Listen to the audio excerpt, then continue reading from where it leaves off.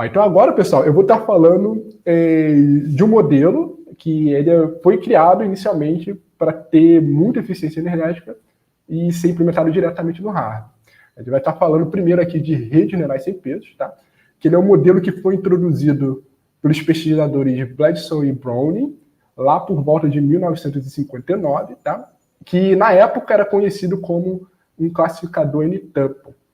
E aí a proposta inicial foi como você conseguir criar uma aplicação com reconhecimento de padrões em hardware.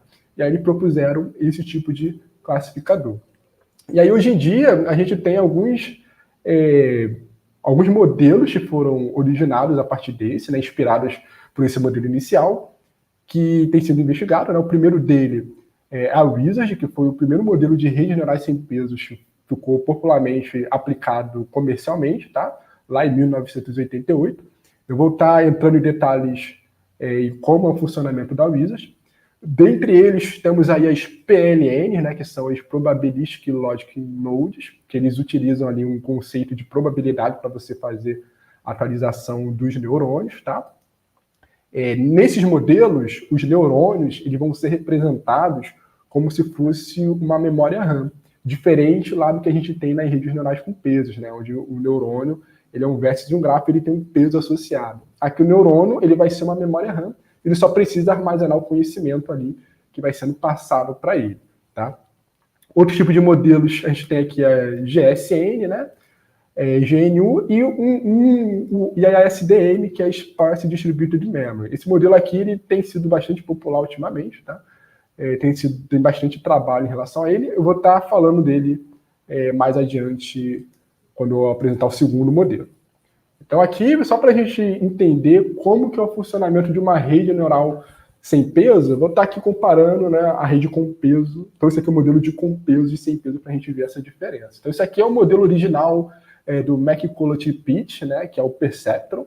Então o que a gente tem no Perceptron? A gente vai ter que o neurônio ele é representado como o vértice do grafo, né? Ele vai ter associado a ele pesos referente a cada uma das entradas que são atribuídas a ele. E aí o neurônio, ele vai, para cada entrada, ele vai pegar a entrada, fazer a multiplicação com seus pesos, e no final ele vai somar o resultado de todas as entradas. Como a gente pode estar vendo aqui, ele vai fazer o somatório de todas essas entradas. E aí ele pode ter aqui a aplicação do bias, né, que eu não acabei colocando o bias, mas normalmente a gente soma também com bias, tá, para não deixar enviesado o modelo. E aí, no final, a gente vai pegar esse somatório e dar como entrada uma função de ativação. E aí, o resultado dessa função de ativação, ela vai determinar se o neurônio ele vai ser ativado pela entrada ou não. E aí, esse resultado passa para o neurônio da camada seguinte. Tá? Então, basicamente, a função de ativação, né, ela vai ter aqui um threshold sigma. Então, se o resultado aqui for maior que esse sigma, então o resultado pode ser 1. Caso contrário, o resultado é 0. Tá? Então aqui a gente teria aqui um exemplo dessa função de ativação. Então existem várias funções de ativação que basicamente têm esse funcionamento. Então isso aqui seria o Perceptron e a gente estende isso aí para redes de várias camadas, né? Deep Learning, eles têm essa analogia. Como seria então a representação de um neurônio com memória? Então com memória a gente vai ter que o neurônio ele vai ser representado por uma memória RAM, tá? E ele vai ter um tamanho específico de acordo ali com a quantidade de entradas que você vai aplicar no modelo. Então aqui a gente vai ter duas entradas, X1 e X2, e aí a gente vai primeiro, né, precisar estar definindo um endereçamento em relação dessa entrada. A gente vai precisar fazer algum tipo de pré-processamento para tornar essa entrada no formato binário, né? Porque para a gente conseguir endereçar uma memória RAM, a gente precisa ter essa informação binária. Então, existe aqui uma etapa de pré-processamento, e aí ele vai estar atribuindo aqui um valor binário, e desse valor binário a gente vai estar definindo quais endereços você vai atualizar o seu neurônio, né? Qual posição aqui do seu neurônio vai ser atribuído dado a entrada. Então, só para a gente ver um exemplo, se, por exemplo, depois do processamento a gente teve ali que o x1 foi igual a 0, x2 igual a 1. Então, essa entrada passaria aqui para essa tupla, né? A gente chama esse endereçamento de tupla, e aí, com o valor dessa tupla, ele ali na posição 0, 1, né, no endereço 1, ele atualizaria ali com alguma informação. Então, normalmente, o neurônio ele começa com todas as posições zeradas e conforme as entradas vão mapeando ali alguns endereços, ele vai atualizando ali com o valor 1. Tá? Existem variações que podem ser um contador, né? Você vai, para cada acesso, vai fazendo a contagem de informação numa posição específica da memória. E aí, por fim, né, o valor que o neurônio vai responder é o valor que ele gravou ali na etapa de treinamento, né, quando você for fazer a inferência. Tá? Então, vamos ver o exemplo aplicando com o modelo do Wizard. Então, o Wizard ele vai ser um acrônimo que é a junção dos nomes dos autores. Tá? Então, foi o autor Wilke, Stoneham e Alexander Recognition Device. Então, esses 3 autores se uniram e propuseram esse modelo, chamando de Wizard. E aí, nesse modelo, ele vai ter que cada neurônio ele vai ser representado como se fosse uma memória RAM. Tá? Então, isso aí já torna bem direta a implementação dele em hardware, que na época já existia, né? O conceito de memória RAM. Ele vai ser um modelo que é baseado em múltiplos discriminadores, onde cada discriminador ele vai representar uma classe, né, que você quer utilizar ali. Né? Você normalmente vai querer fazer uma classificação de algum dataset, então cada discriminador vai representar uma classe. E cada classe, né, vai ter um conjunto de neurônios, vai ter um conjunto de memória RAMs. E a gente vai ter que as entradas do modelo, eles vão ser pré-processadas para o formato binário, e aí vai ser, depois que você tem um formato binário, você vai fazer uma seleção, uma reorganização dessas entradas para formar endereçamentos, formar tuplas que vão ser acessadas em diferentes neurônios. Tá? E normalmente esse mapeamento ele é pseudo-aleatório. Tá? A gente vai ver uns exemplos aqui como que seria um funcionamento. E aí o discriminador, então, ele vai representar cada classe, então ele vai ter um conjunto de N neurônios, né, N memórias RAMs. Cada RAM você vai ter um endereçamento específico da entrada que vai atualizar esse neurônio. Tá? A gente vai ter, no total, o tamanho de cada RAM vai ser representada com M bits. E a gente vai ter que cada RAM vai armazenar no total aqui 2 elevado a M bits. Aqui eu esqueci de colocar o chapéuzinho, tá? Então, para a gente conseguir qual seria a quantidade de posições de uma memória RAM com M bit, né? Seria o total de 2 elevado a M posições. Então, a gente já percebe ali que, dependendo do tamanho ali do endereçamento, você vai ter uma memória RAM muito grande, né? Passando ali de 32 bits, 64 bits, fica muito grande. Então, a entrada binária vai ser um total aqui de N vezes N bits. A gente vai ver já o exemplo para ficar mais claro, tá, gente? Então, vamos ver um exemplo como seria as etapas de treinamento e classificação usando a Wizard. Então, aqui, só para a gente ilustrar, imagine que a gente vai ter, vamos treinar a imagem que vai representar letras, tá? E aqui eu tenho exemplo de letras que está representando aqui o C, né? A gente tem diferentes letras C. Tem o C aqui mais curtinho, tem esse C, e esse último C representado por uma matriz 4x4, tá? Então, a primeira a primeira coisa que a gente tem que fazer para usar o Wizard é fazer uma representação binária. Então, aqui uma possível representação binária dessa nossa entrada poderia ser o seguinte, né? A gente representar tudo que tiver na cor cinza como 1, que estiver na cor branca como 0. Tá? Normalmente, quando a gente processa a imagem, a gente converte escala de cinza, e aí, a partir de algum intervalo de escala de cinza, a gente vai convertendo para valores binários e entre outros intervalos, tá? Então, aqui, depois que a gente fez o pré-processamento, a gente já tem a nossa entrada em binária. E aí, a partir daqui, então, a gente vai começar a definir quantos neurônios vão ser utilizados para cada um desses modelos. Então, primeiro, né, com aquele primeiro C curtinho, aqui a gente tem um exemplo definindo 4 neurônios. Então, a gente pode perceber, né, aqui a gente tem a representação de 4 neurônios, né, o R0, R1, deixa eu aumentar aqui, R1, R2 e R3, tá? E aí, qual vai ser o tamanho desse neurônio? Vai ser igual ao tamanho da tupla. Então, dessas 16 bloquinhos, a gente vai querer, então, reservar 4 neurônios, né? Então, a gente vai ter, no final, né, que vai ter 4 bloquinhos para cada um dos neurônios. E aí, esses bloquinhos vão representar as tuplas que vai ter um endereçamento correspondente ao neurônio, tá? Então, repare que cada tupla vai ser 4 bits, e vamos ter um total de 4 neurônios. E aí, qual que é o tamanho total de cada neurônio? Vai ser 2 elevado a 4, né? Vai ser 16 bits necessários. E aí, como que funciona a organização, né? A organização para gerar essas tuplas, elas funcionam de maneira aleatória. Aqui eu coloquei basicamente sendo cada linha aqui da imagem, só para facilitar o entendimento. Mas isso aqui é pseudo-aleatório. Você poderia, por exemplo, formar esse primeiro bloco da tupla do primeiro neurônio vindo dessa região. O segundo, ele poderia vir aqui, ó, desse aqui mais embaixo. O terceiro, ele poderia vir aqui nesse do meio. E o último poderia ser o bit relacionado aqui embaixo. Tá? Então, esse mapeamento da entrada com as tuplas que vão formar o endereço para você acessar o neurônio, eles são pseudos aleatórios. Você define ali uma ordem aleatória. Tá? Aqui eu coloquei para representar cada linha só para não poluir muito a imagem, né? Não ficar um monte de seta indo de um lado para o outro. Então eu quis deixar mais claro para vocês entenderem como é que seria o uso da Wizard. E aí, basicamente, então, né, para essa entrada, ele vai definir um endereçamento que vai ser utilizado para cada memória RAM. Então, a primeira tupla vai acessar o endereço aqui 1, 0. Então, ele vai acessar o endereço, atualiza ali com 1. Né? O segundo, 1, 0, 0. Tá? Atualiza ali o segundo neurônio com 1 e assim por diante. Então, ao final, a gente vai ter essas posições aqui em verde sendo treinadas, né, atualizadas. Então, vamos ver agora com o segundo C, né, aquele que vai ter mais esses bloquinhos pintados. Então, esses bloquinhos seguindo o mesmo mapeamento anterior, ele vai ter uma mudança aqui no endereçamento.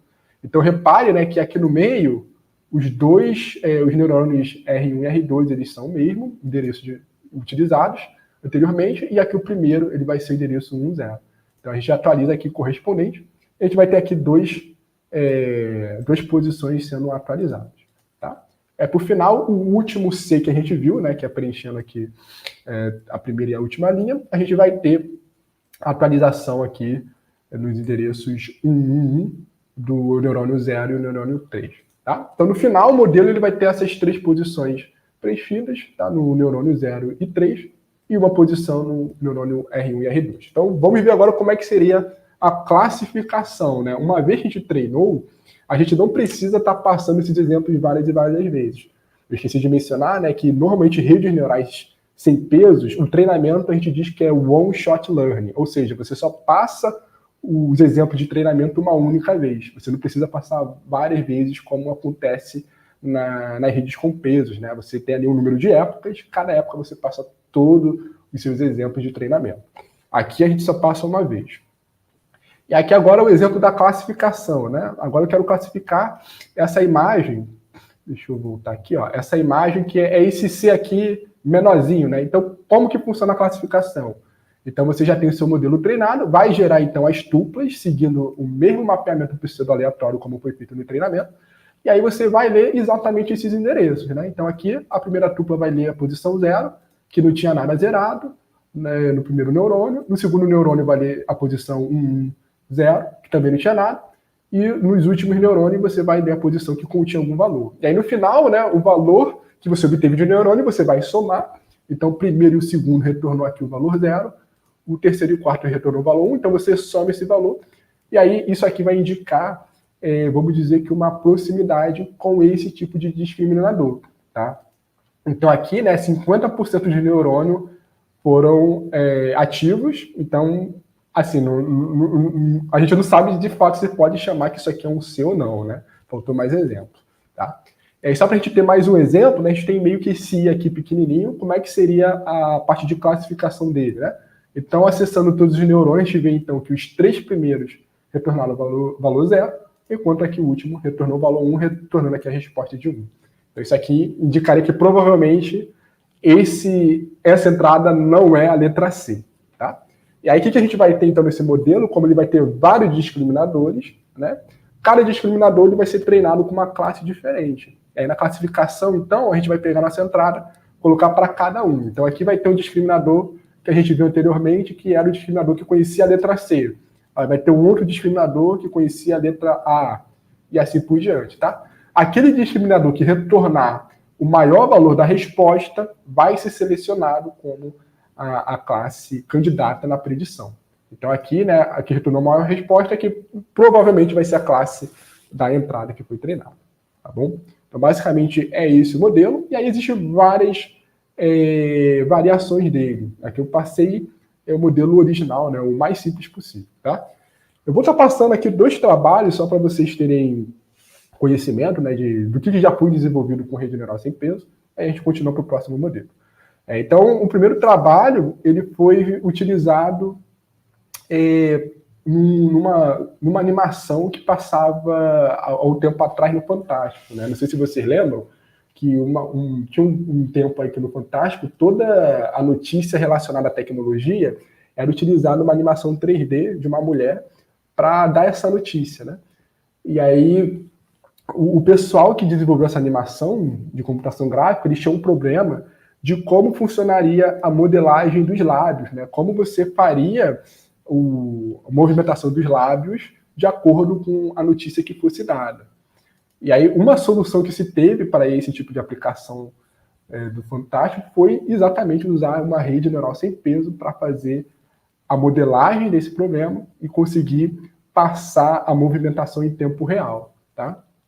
Então, foi desenvolvido pelo grupo de pesquisa da UFRJ, em conjunto ali com a PUC, na época, uma aplicação para fazer o treinamento. Aí eles utilizaram alguns funcionários lá da Globo, né, para fazer essa modelagem da boca. E aí, depois que treinou, foi utilizado o modelo para você conseguir sincronizar o áudio que era falado da notícia com a movimentação ali dos lábios da animação, tá? Trabalho que deu bastante certo ali na época, foi bastante usado.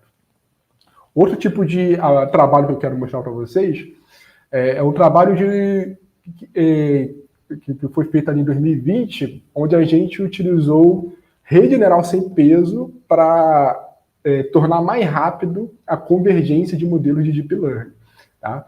Então, a gente acabou, né, lembrando lá naquelas categorias de tecnologia, né, a parte de inicialização, a gente usou uma rede neural sem peso para isso, né? Dado que a gente só precisa passar uma vez o conjunto de treinamento, a gente primeiro treinou uma rede, a gente usou a Wizard para fazer esse treinamento inicial com o modelo, e a gente criou um mecanismo de estar gerando pesos a partir do modelo sem peso. Aí, com esses pesos, a gente utilizou para fazer o treinamento, tá? Aí, como é que foi a ideia desse experimento? A gente utilizou o modelo que foi criado pelo Google, que é o Inception V3. Ele é um modelo de CNN, tá? De rede neural convolucional, utilizado para classificar imagens.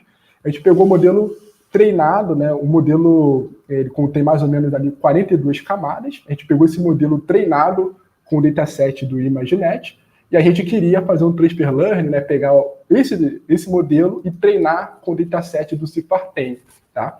E aí, para fazer isso, o que a gente fez? Né? Para a gente experimentar o uso da inicialização com a Wizard, a gente substitui a última camada do Inception 3 pelo o modelo da Wizard. Então, a gente pegou o modelo de ImageNet, substituiu a última camada com o modelo treinado com Cifar-10, e a gente começou, então, a treinar o modelo com Cifar-10. Tá? E aí, como foi a conversão da rede com peso e sem peso? Então, aqui a gente tem um exemplo, tá, pessoal, dos neurônios, né? Na verdade, de uma memória RAM. Por exemplo, como é que você traduziria uma memória RAM, né, um neurônio sem peso, para uma rede com peso, né, um neurônio onde você tem peso associado? Aí a gente observou os padrões aqui dos endereçamentos que tinham algum dado sendo ativado, tá? Então, para cada bit associado à tupla, a gente vai definir um peso envolvido. Então, aqui, como a gente vai ter 3 bits, vamos ter 3 pesos sendo gerados. E como a gente geraria esses pesos? A gente pegou o conteúdo das runs, aqui, cada posição, ele poderia acumular o valor. Então, conforme lá no treinamento a mesma posição fosse acessada várias vezes, você ia contabilizando quantos acessos ela teve no treinamento. Então, a gente fazia uma média em relação ao que foi armazenado em cada posição, em relação a quantos endereços foram ativos para cada bit. Tá? Então, se a gente olhar aqui, ó, por exemplo, como é que foi feito o W0? A gente olhou primeiro quais são as posições que foram ativas, né? Então, aqui a gente vê que essa terceira posição com célula foi ativa, né? Porque tem um elemento e tem aqui o valor 1 associado a esse bit, e a última posição também foi ativa, porque tem o valor 1 e tem um elemento associado. Então, o peso foi calculado como uma média do conteúdo dessas duas posições na memória. Seria o C mais F sobre 2, que é o número de posições que tem alguma informação ativa. Da mesma forma, o segundo peso, né, o W1, a gente olhou essa segunda posição. Então a gente viu ali quais são as posições ativas, né, onde tem ali o bit 1. Então são 4 posições, tá? Então a gente pegou e fez a média dos valores armazenados nessas 4 posições, né? B mais C, mais E mais F, a gente dividiu por 4. Então, partimos dessa ideia para a gente conseguir gerar com pesos, e a gente conseguiu alcançar bons resultados. Então, mostrando aqui alguns resultados que a gente teve com esse trabalho, a gente fez, então, a avaliação do Inception, aprendendo o modelo do Cipartem, utilizando diferentes otimizadores, né, para você atualizar os pesos, e diferentes inicializadores. Então, aqui a gente pode ver no gráfico que a gente vai ter aqui à esquerda a avaliação da acurácia, e à direita vai ser o training loss, tá? A perda que você teve com o modelo. E aí aqui a gente está vendo utilizando o otimizador do Adam, tá?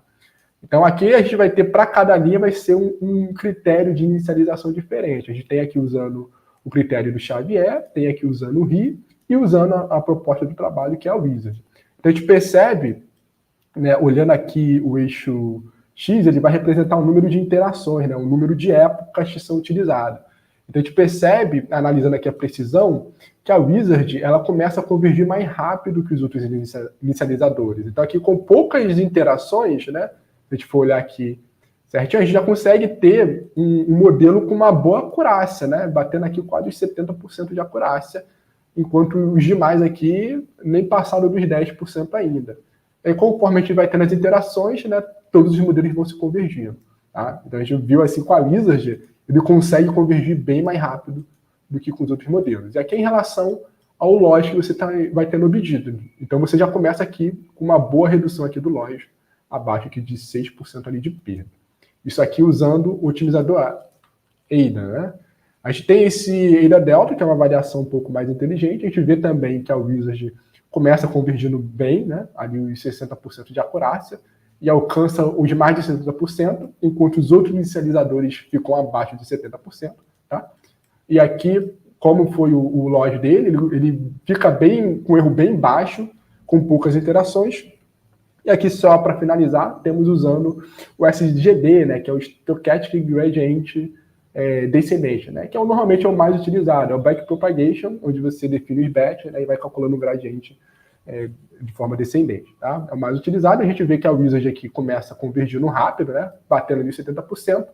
E para os outros inicializadores chegar no 70% aqui, mais ou menos, precisou aqui de 175 épocas, tá? Enquanto a Wizard já bateu aqui com menos de 25, tá? Então isso aqui é um trabalho bem interessante que mostrou, né, que o uso de redes neurais sem peso, já que ela tem essa propriedade de one shot learning, elas podem ser utilizadas para você começar a processar outros modelos mais potentes, né, mais robustos.